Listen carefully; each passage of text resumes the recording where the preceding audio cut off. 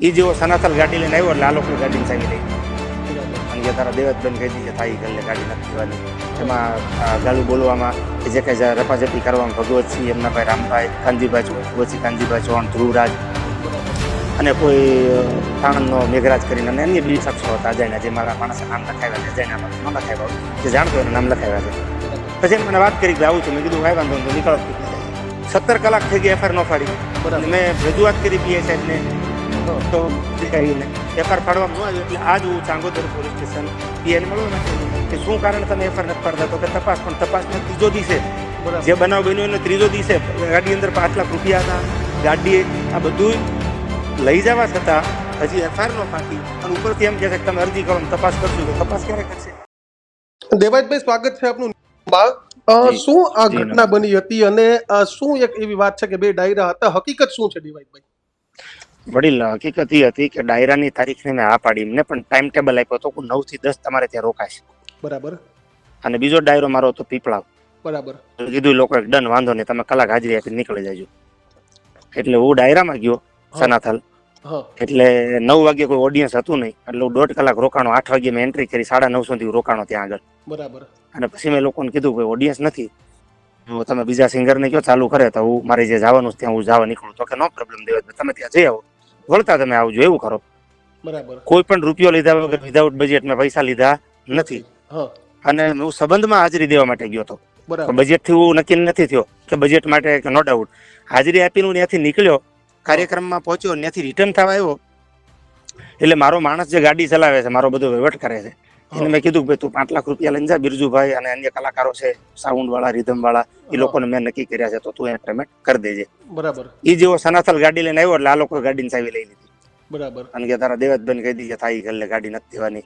એમાં ગાળું બોલવામાં કે જે કંઈ રપાજપી કરવામાં ભગવતસિંહ, એમના ભાઈ રામભાઈ, કાનજીભાઈ ચૌહાણ, ધ્રુવરાજ બરાબર અને કોઈ થાણનો મેઘરાજ કરીને અને અન્ય બીજા શખ્સો હતા અજાણ્યા, જે મારા માણસે નામ લખાવ્યા છે, અજાણ્યા ન લખાવ્યા જે જાણતો એના નામ લખાવ્યા છે.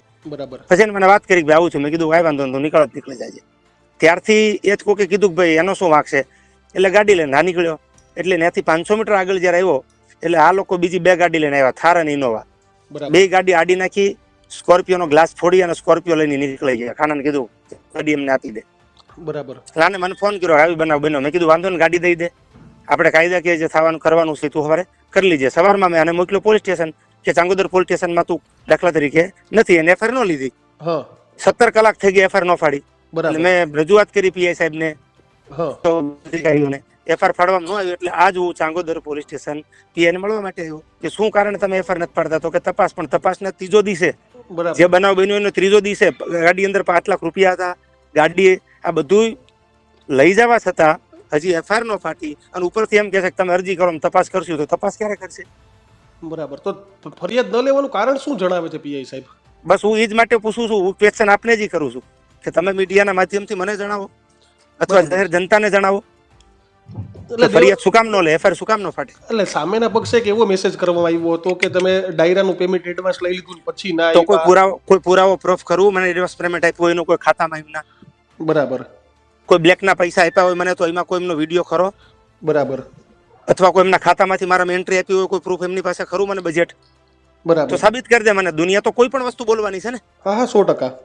પણ સત્ય ઘટના મેં તમને કીધું, તમે એના ફાર્મ હાઉસના સીસીટીવી ચેક કરો, એમાં મારી હાજરી છે 8 થી 1.5 કલાક. 20 તારીખના સીસીટીવી ચેક કરો 8 વાગ્યાથી, મારી હાજરી બોલશે એમાં. બરાબર. જો મારે ન જ જવું હોય, મારે ખોટું કરવું હોય તો ફોન બંધ કરીને નીકળી જાવ ને, શું કામ જાવ ત્યાં આગળ? બરાબર. એટલે એ લોકો ખોટો SMS ફેલાવે છે. પણ સત્ય છે એ સામે આવી જાય છે, નો ડાઉટ. પણ દેવાયતભાઈ, તમને એવું લાગે છે કે સામેવાળા વિરુદ્ધ ફરિયાદ નથી થતી તો કોઈ રાજકીય વોગ હોય, રાજકીય ઈશારા થતું? બની શકે, પણ મને ખબર નથી એટલા માટે હું કેમ કોમેન્ટ કરું. પણ બની શકે. પણ જે કાંઈ હોય એના માટે આપણે આગળ પ્રોસેસ કરશું. હું મીડિયાની સહાયતા લઈ અને જે કાંઈ આગળ કરવાનું થશે એમાં હું તૈયાર છું, કાયદાકીય વ્યવસ્થામાં. કારણ કે કાયદો, ભારતનું બંધારણ બહુ સરસ મજાનું છે. આપણે કાયદા ઉપર અને આપણા ન્યાયતંત્ર ઉપર વિશ્વાસ રાખશું. શું કામ રિઝલ્ટ ન મળે? દેવતભાઈ, અત્યારે તમારી ગાડી ક્યાં છે? જે ગાડી લઈને ગયા હતા એ તમારા પાસે આવી ગઈ છે? ખબર નહીં, હું તો હતો જ ને અવેલેબલ. મારા માણસ પાસે જ ગાડી લઈ ગયા છે. એ ગાડી લોકો એ પાસે છે. હજી ગાડી તમને મળી જ નથી? હા, નથી મળી ના. પોલીસ શું કહે છે? ગાડી નથી શોધી શકતી, ફરિયાદ નથી લેતી, તો પોલીસ કે હજી આ મામલે જવાબ જ નથી આપતી? ખબર નહીં, હવે હાથ ઉપર હાથ દઈને પોલીસ બેઠી છે. એટલા માટે તો મેં મીડિયાની સહાયથી પ્રેસ કોન્ફરન્સ ગોઠવી કે ન લેવાનું રીઝન તો મને જણાવો. કે એફઆઈઆર શું કામ નથી ફાડતા? અત્યારે તમે પીઆઈ ને મળ્યા તો અત્યારે તમને શું જવાબ આપ્યો? બસ ઈ જ તે અમે તપાસ કરશું. ક્યારે તપાસ કરશો? ત્રીજો દિવસ છે આજ. બરાબર. કોઈ કોઈ પણ બનાવ બને તો આપને મીડિયાના માધ્યમથી કહેવા માંગુ છું કે એફઆઈઆર ફાડ્યા પછી તપાસ હોય કે એની 10 દિવસ તપાસ કરીને પછી એફઆઈઆર ફાટે? તમને એવું લાગે છે કોઈ ઈરાદાપૂર્વક ટાર્ગેટ કરે છે તમને? હવે ખબર નહીં, કદાચ હોઈ શકે. એના માટે હું પણ રિસર્ચ કરું છું. બિલકુલ. આભાર દેવાયતભાઈ અમારી સાથે જોડાવા થેન્ક બદલ. યુ.